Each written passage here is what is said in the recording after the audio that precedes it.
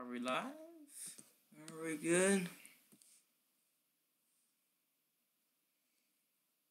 Here we go.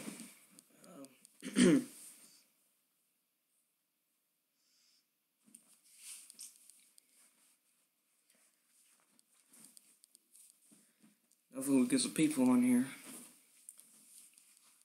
What?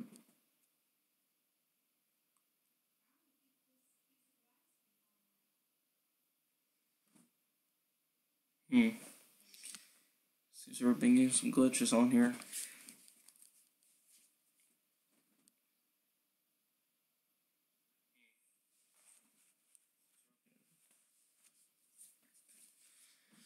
Get some people on here.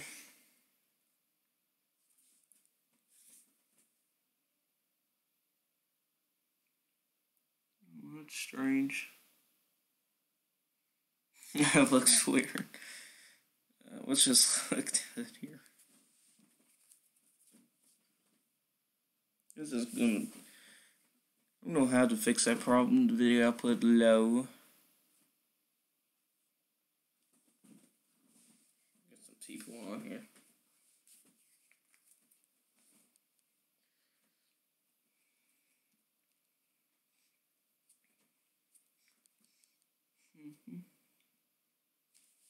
Let's see if it works.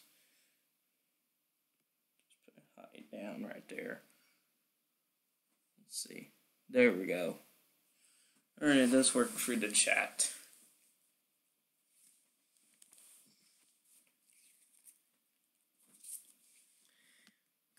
Come on, man. We're going to need some people.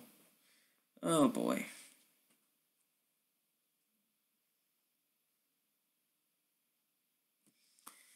We'll give people another minute or so.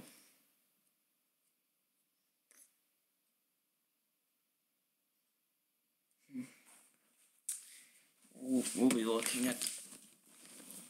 So, hello everybody, Storm101 here. Today we'll be taking a look at the severe weather update from the SPC, also my forecast, and also from the models.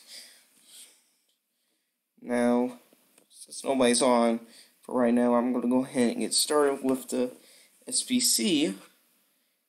The SPC has moved their enhanced risk. Now it stretches from a little bit of Arkansas through northern Mississippi and Alabama and through Tennessee up into Kentucky now. Wherever I look down here, so the summary still says severe storms capable of damaging winds and tornadoes are expected across Tennessee into central Kentucky. Just gotta. Okay, thanks, saying it does that. So if we look down here at the bottom, so they got tornado 10% as significance, which is enhanced.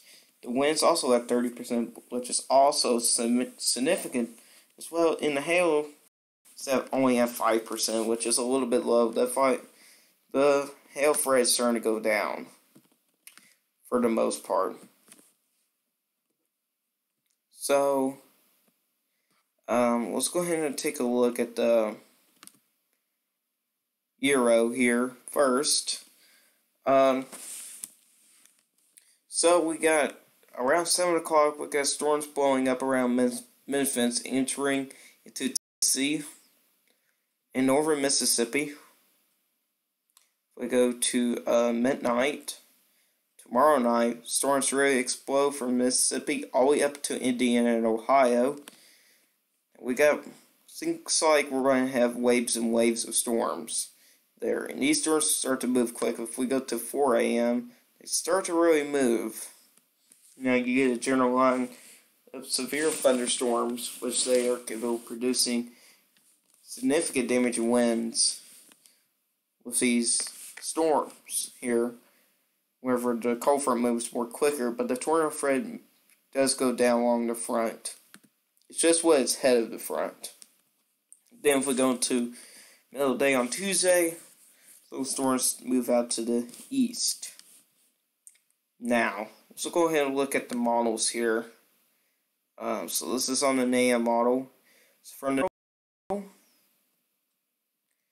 looks pretty good now. It has improved some than the last one. From that, vorticity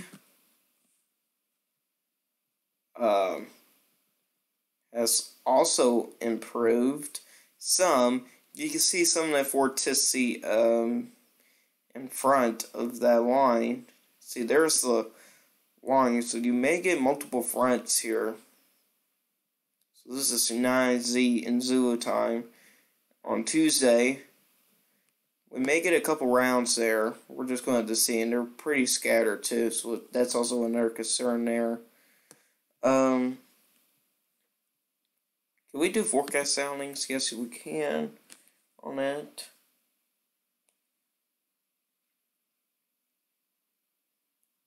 But vorticity, there's going to be nothing really of interest there.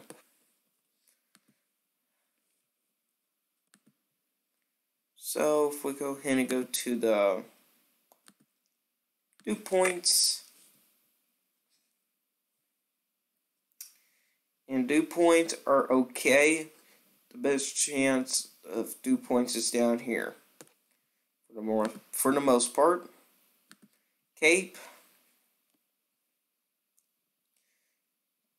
that has some improvements for some spots. But most of the Cape, for right now, it's actually back down here.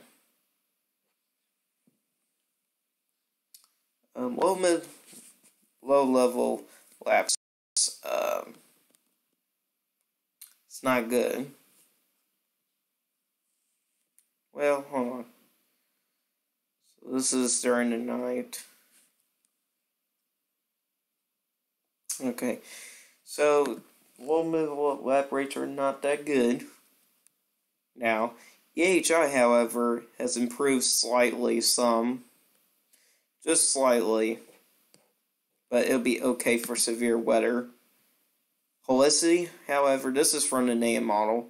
Helicity, though, you can tell you, it's off. If we go to the next couple of hours here, I saw something nearly 600.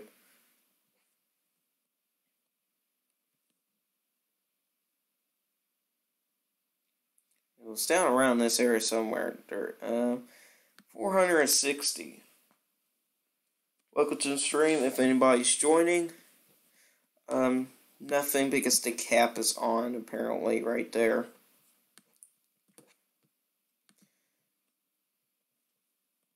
It's just pretty unfortunate. Let's go up to a few hours. See if that cap opens up.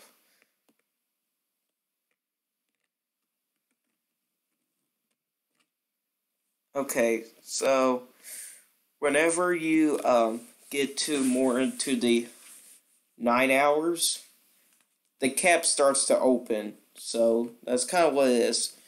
And this is on the Kentucky and Tennessee state lines where this is. We have really nice winds here in shear. It's very good for tornadoes there. So the tornadoes are really good. It's just that the cap is going to be there, at least for the first part of the day. You know? And supercell composite. And I'm just going to let you all guys know, I'm not going to be showing the GFS because it's not looking great. That's all I can say. Doesn't look good, but the NAIA, though, is kind of still hanging on. Look at here, and for NAIA model 5.3 in northern Mississippi. Still looks pretty good. So that's some good news there. Let's see if I can find me the precipitation SOP.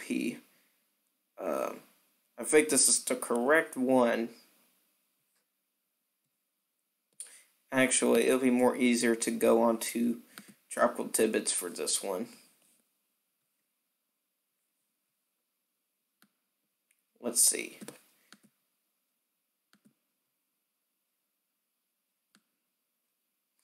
Yeah, the name's still updating. And so the low develops really quickly, pretty rapidly, and then the storms really fire up. Now here's the thing here. The storms are scattered right in front of the squall, which it does enhance that chance for tornadoes.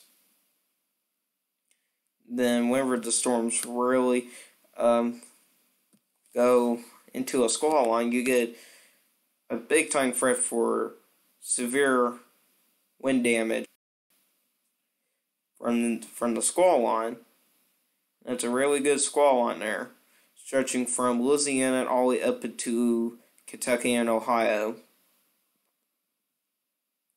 See, these storms here are scattered right in front of the line, and that just gets me a little bit concerned, because when you have scattered cells right in front of it, they can they have a better chance of becoming a supercell, or I could just say can drop a tornado when you have cells in front of the squall line. If you got along the squall line, the tornado chances are less, but right in front of the squall line, it's more higher, because the cells will be more lonely out there, and it has a lot of energy to go around with. So that's from the NAM there. Let's go back to the GFS, and we take a look at the GFS here. Still showing a nice squall line there. Let's continue on, actually. I'm really interested here. Snow. That'd be a pretty... Oh, man. GFX can go crazy that far out. Like, that far out can be ridiculous. I guess we can go back to the Euro. The Euro shows some... Now, I would agree to Euro more on this than the GFS. And then for the NAM, it's pretty good as well.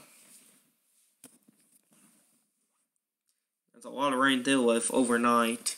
It's going to be more towards the morning hours there. Alrighty, so now my forecast here. I'm going to be issuing a moderate risk for severe weather stretching from central Kentucky all the way down to northern Mississippi because of the damaging wind threat. And you also got those storm cells right in front of it, which it does enhance that chance for tornado development. And on the morning update from the SPC, they said they've been talking about a moderate risk being issued probably tomorrow. So we'll be expecting a moderate risk somewhere in this area right here. I did back off the enhanced risk, the slight risk off the Ohio, because I think I took it a little bit too far on that one. That's my marginal to high risk forecast there. I'm probably going to be keeping that the same there. It's also back down this way because of the Cape values and stuff like that. Becoming a little bit more higher back there. Okay, so let's go to the severe weather ingredients here. So wind speed or the jet strength, the vorticity and the helicity are very good. The dew points are good. I'm probably going to be dropping down to okay. The low level lap rates are not that good now. The EHI has improved some, so it's neutral. And same thing for the Cape is still neutral there. And if we look down to the severe weather threats, the damaging winds will be high to a very high threat. Large hail will be more of a lower threat. It'll be keeping that low. The best chance for large hail is probably the cells in the front of the squall line, or from a supercell that could develop. Tornadoes will be medium, same thing for flash flooding, because these storms can bring down tons of rain. You know what, I should put heavy rain, because they kind of go together. There we go. That kind of better. So the cap is going to be, so here's what the cap here, /on. So this is what's going to be with the cap here.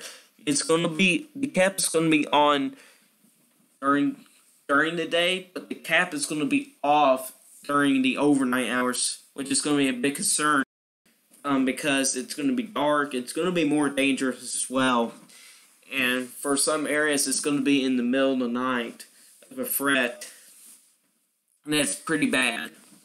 So that's why I put just now put it off and on kind of thing, because for the most part it's going to be on, but during the overnight hours it's going to be turned off. So kind of we're looking at here, the dew points, they're okay. I'm probably going to be dropping down to okay tomorrow, because the dew points are starting to go down slightly. So we go to down here from the National Weather Service at Louisville here. So pretty much this is my area around there. So the most likely severe weather threats will be damaging winds, brief tornadoes, and flash flooding from the National Weather Service at Louisville. And if we go back here, they say severe weather is expected.